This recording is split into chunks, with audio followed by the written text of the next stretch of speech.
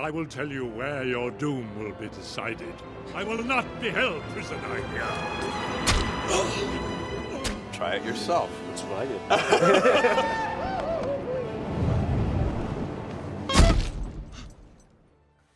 Nerdrotic.com.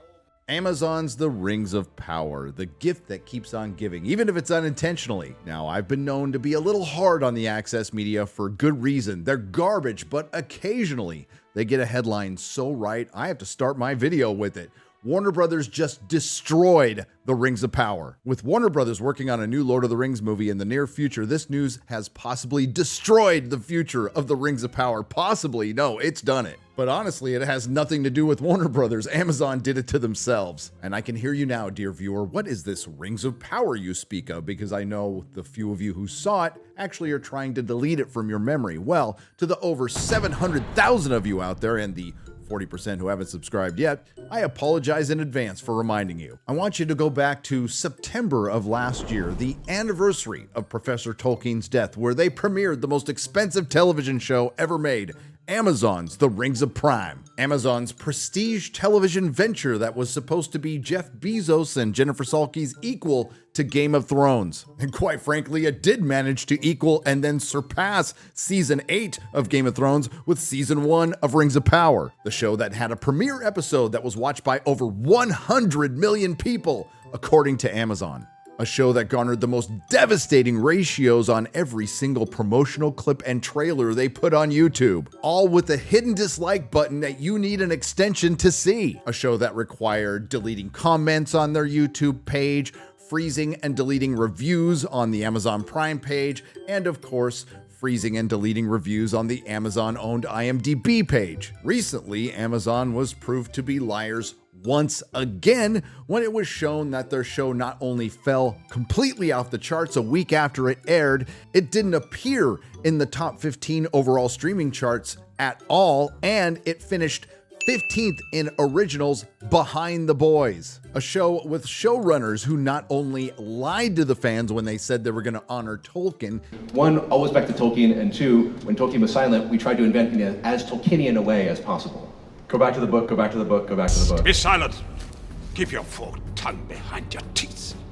They went ahead and vilified them when the showrunners were called out. I can't imagine why this is the biggest, most expensive failure and flop of all time. Well, I got news for you. some of it might be good, some of it might be bad, but it's all hilarious. It seems that Warner Brothers wants to take advantage of the success and fame of the Lord of the Rings franchise once again after completely ignoring it since The Hobbit with the previous and idiotic regime, even if it may affect the future and success of Amazon's The Rings of Power. However, however, this is a giant dick measuring contest, and I'm here for it. Give me the meat and give it to me raw.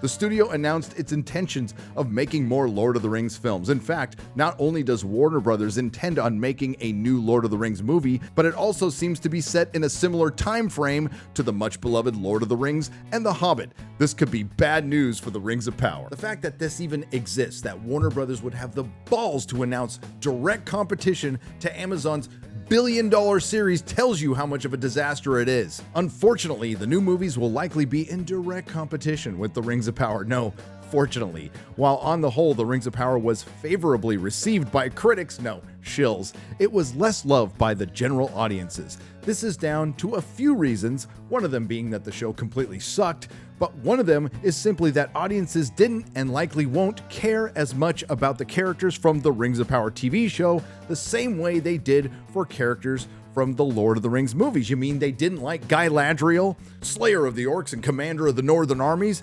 If the new movies bring back familiar characters, it's certain to draw more attention away from the Rings of Power. You don't say. That much is true, but I would also like you to consider one thing: respecting the lore. Well, the news gets worse for Amazon, which means the news gets better for us if you just want to be a Lord of Chaos. From Deadline, encouraging words from Peter Jackson and co-writers Fran Walsh and Philippa Boyens give reason to be guardedly excited about David Zaslav's WB/New Line Lord of the Rings reveal. Director Peter Jackson and his writing partners Fran Walsh and Philippa Boyens have just weighed in. Nothing definitive, but encouraging from the trio, who did not take part in the Amazon Studio series The Rings of Power because they ghosted Peter Jackson. They haven't said yes, but they sure haven't said no. Warner Brothers and Embracer have kept us in the loop every step of the way, the Oscar-winning trio said. We look forward to speaking with them further to hear their vision for the franchise moving forward. And I'm sure Warner Brothers gloating that they're talking to Peter Jackson has nothing to do with Amazon ghosting him. And who was behind that?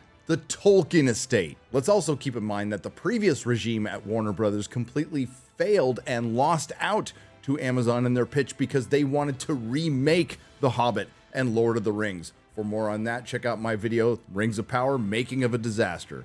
And once again, I have to agree with Forbes, who has been the most critical of the Rings of Power outside of yours truly and the fellowship of YouTubers. The shadow of the Rings of Power hangs over Warner Brothers' new Lord of the Rings movies. From Forbes' Eric King, the way I see it, there are essentially three options for Warner Brothers when it comes to making new Lord of the Rings movies. First, to remake the movies to suit the modern times. The basic story remains the same, but with better special effects and a more diverse cast to appease modern audiences, or rather, modern media critics. Legolas will be a woman, the hobbits will be Harfoots, and so forth. Oh, don't stop there. While I do believe Warner Brothers would resist gender swapping the entire fellowship, I still believe they'll do it to about half, including Aragorn and Gandalf, who will both be bisexual. Boromir would definitely be diverse and bisexual. Sam and Frodo would be diverse and gay. Merry and Pippin would both be diverse transformers. Gimli and Legolas would be lesbians. And Saruman would remain a white straight male, although he does wear a pride flag in the books. And Gollum will be Ricky Berwick. Second, to tap into some other Tolkien stories such as the Silmarillion, something that Embracer has the rights to and Amazon does not.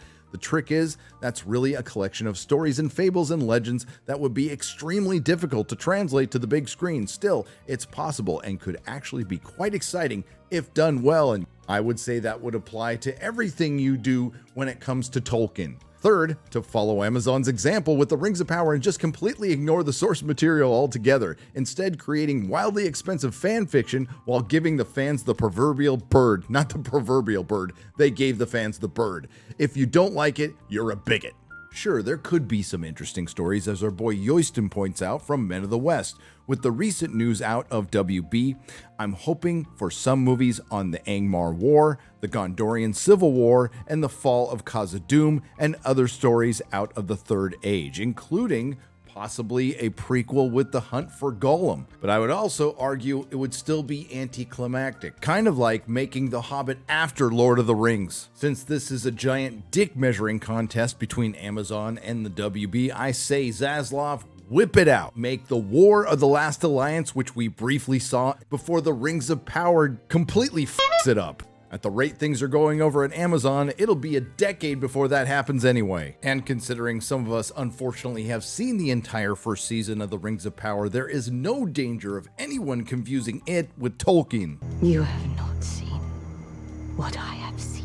Outside of that, I think the best thing Warner Brothers can do is nothing. That's right, don't make anything. Just merchandise the hell out of Peter Jackson's The Hobbit and The Lord of the Rings. And then, considering the previous regime at Warner Brothers completely ignored the 20th anniversary of those films, release the extended versions on the 25th anniversary. Just kick back, let the money roll in, and watch Amazon make absolute fools of themselves some more.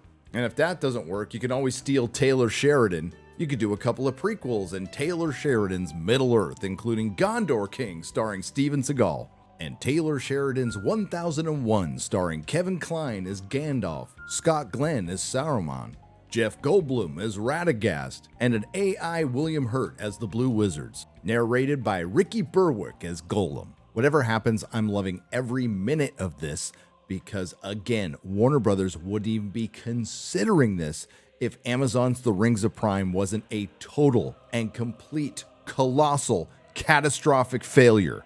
And it has been glorious. Sure, it would have been nice to have a good Lord of the Rings show, but I think we got something much better out of Amazon's historic failure. It brought fans together in a way I haven't seen in quite some time. Friendships were made. Bonds were forged in the fellowship that proved the power of the paying customer and fandom. That's right, Tolkien fandom. You rose up. You were the turning point, and woke Hollywood could not and will not ignore you. Change is coming, and that's a good thing. I'll leave you with an oldie but a goodie, and I hope Warner Brothers takes a good listen to Peter Jackson. Well, we didn't want to put any of our own, certainly in terms of the thematic material, we didn't want to put any of our own baggage. I mean, we had no interest in putting our messages into this movie, but we thought that we should honor Tolkien by putting his messages into it. Nerdrotic.com. Cast it into the fire! Destroy it!